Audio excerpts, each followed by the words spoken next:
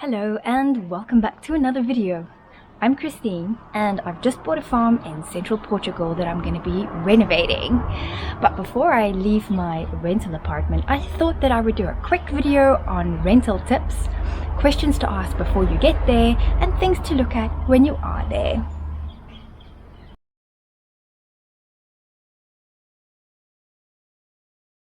So let's start off with, if you're abroad and you need to book your rental accommodation for your visa appointment. I am here on the D7 visa, and for this visa I required a 12-month rental contract in place for my visa appointment before I even got to Portugal.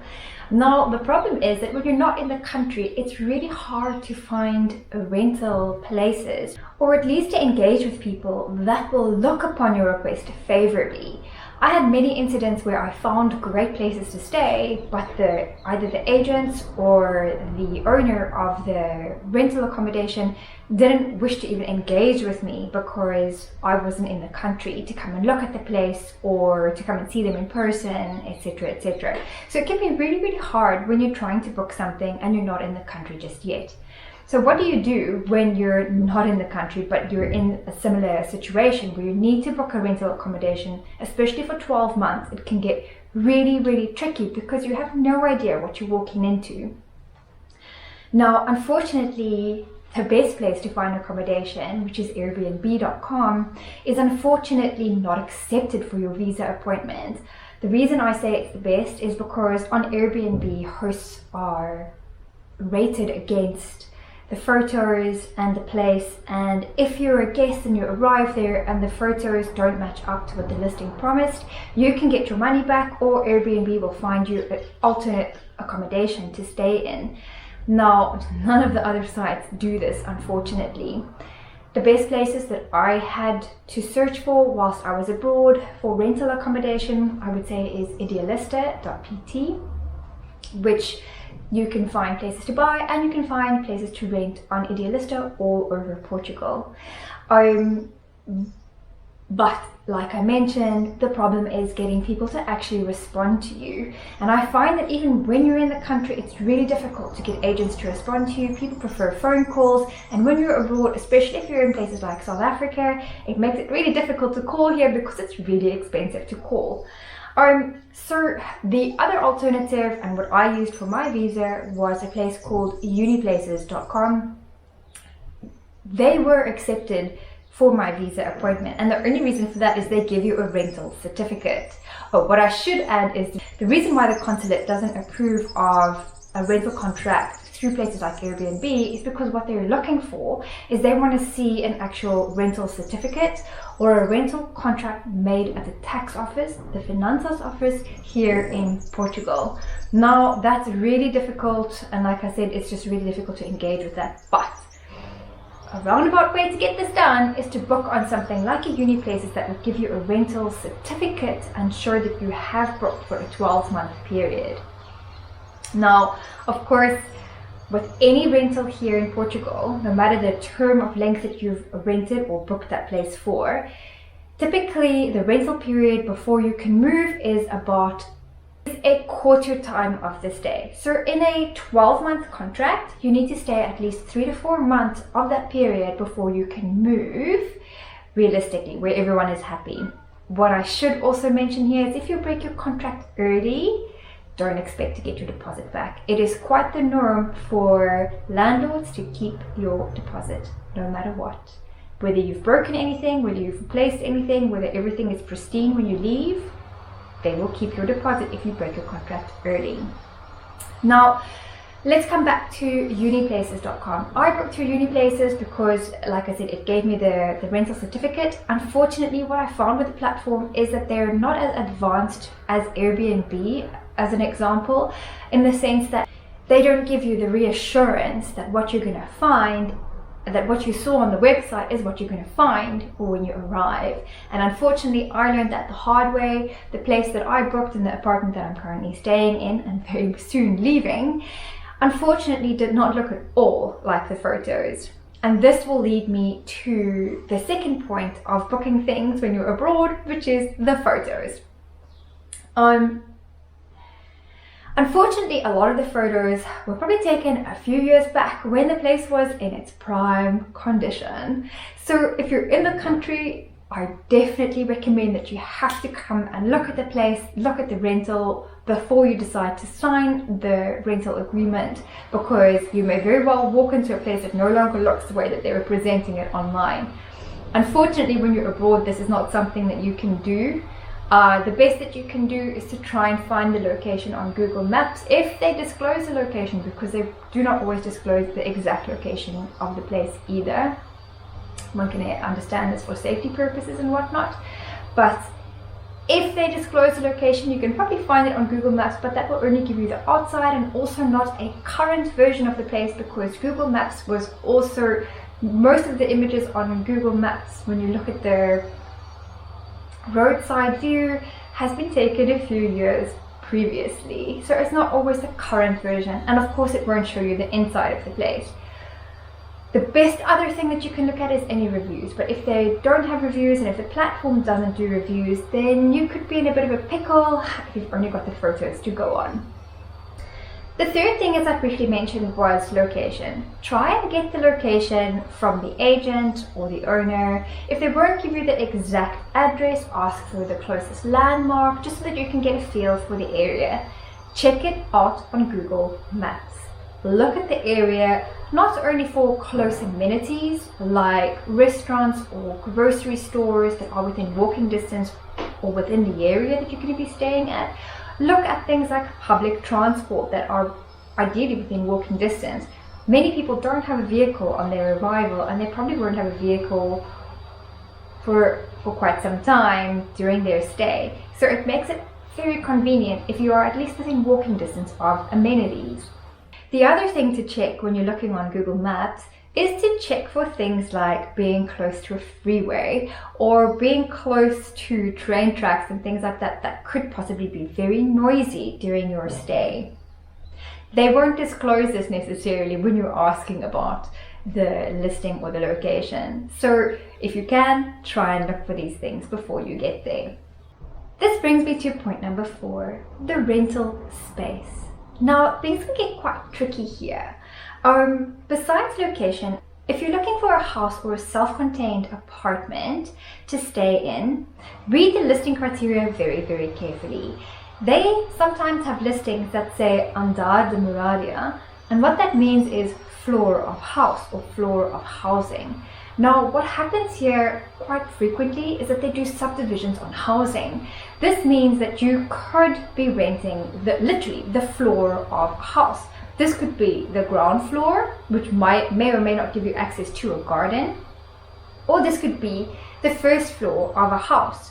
So what this means is that you probably have your own self-contained space, but it is part of someone else's house, so it's kind of like an apartment living. And if you're looking for something private, this is not going to be private, because it's always going to be some kind of shared space, shared access, and you're probably going to be living with your landlord, which, as I can attest to, is not necessarily a great thing. So let's move on to things that you can check if you are in the country or if you're able to go and visit the property. Number 5, if you're looking for a furnished rental. Now, furnished here can mean a number of things. It can mean fully furnished, fully furnished and equipped.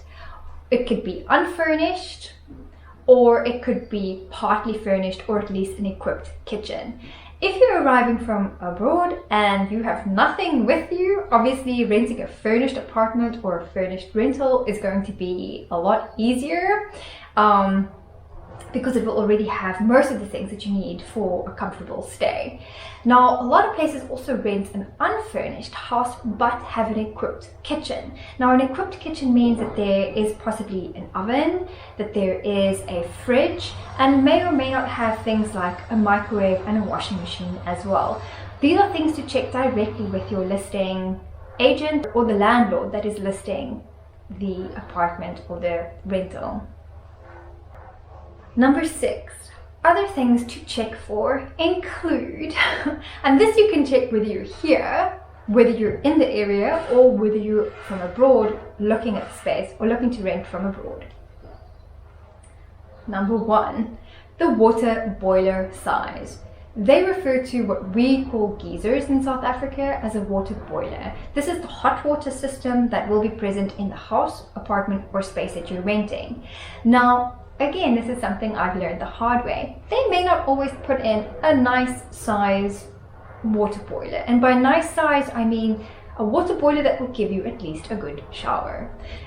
In the case of my rental, there is unfortunately only a 30-litre boiler in the apartment.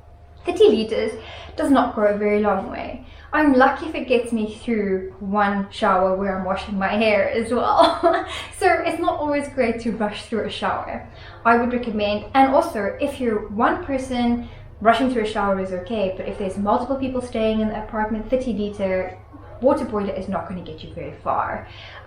So definitely try and opt for something bigger than 30 litres and ask what the size of the water boiler is, and if it is for the entire house, i.e. whether that serves the bathrooms, i.e. shower, and the kitchen, or only one or the other. So do they have multiple water boilers as well? That should definitely help you understand what that situation is going to be like in the bathroom.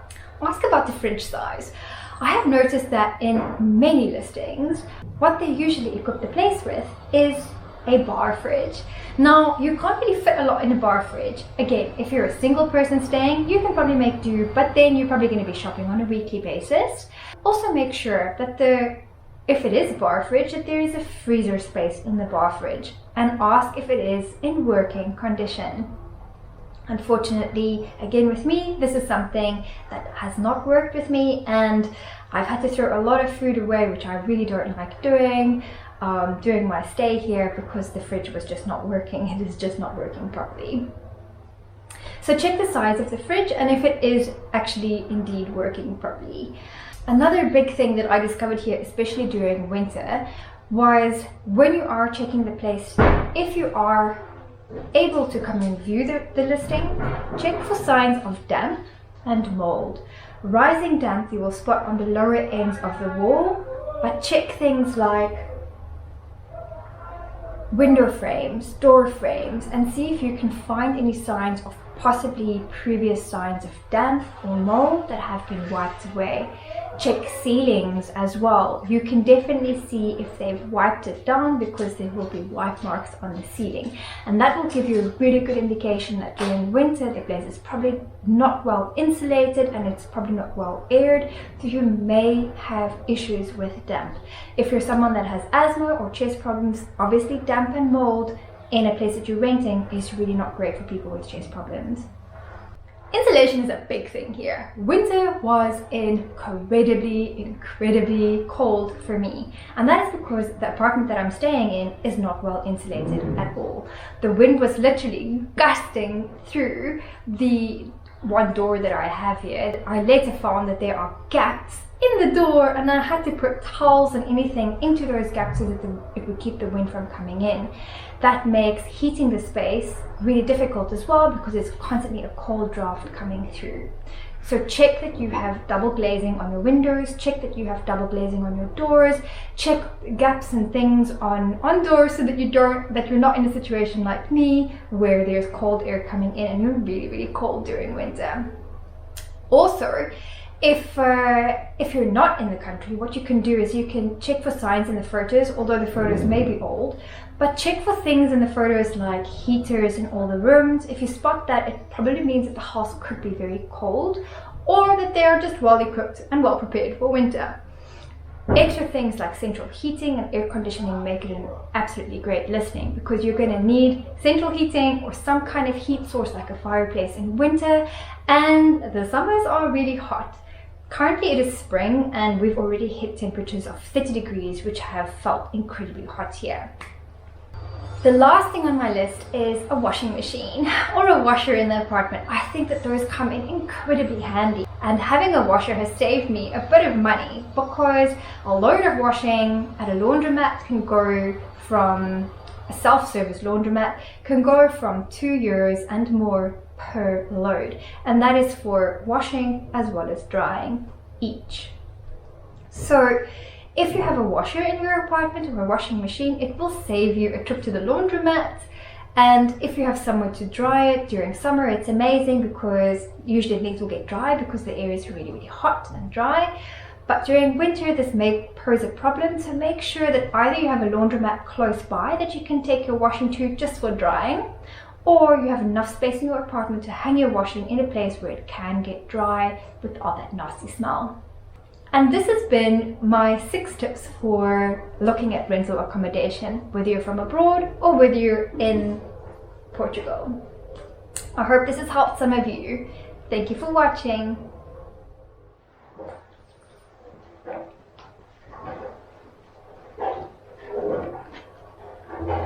Now, unfortunately, the sounds of construction is the soundtrack to the city. So another benefit of going to the location or being able to look at the location in person is that you can see if there is any construction happening in the area or close by, because if you're working from home, I promise you that that is going to drive you nuts, because the only time that building stops is between lunchtime, and that is from 12:30 to 2 p.m. every day, and sometimes on Sundays.